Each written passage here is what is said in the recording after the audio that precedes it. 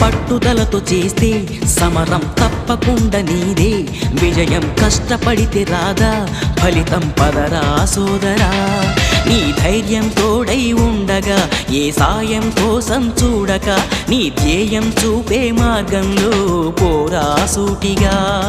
ఏ నాడు వెనకడుగేయక ఏ అడుగు తడబడనీయక, నీ గమ్యం చేరేదాకా దూసుకుపోరా సోదరా.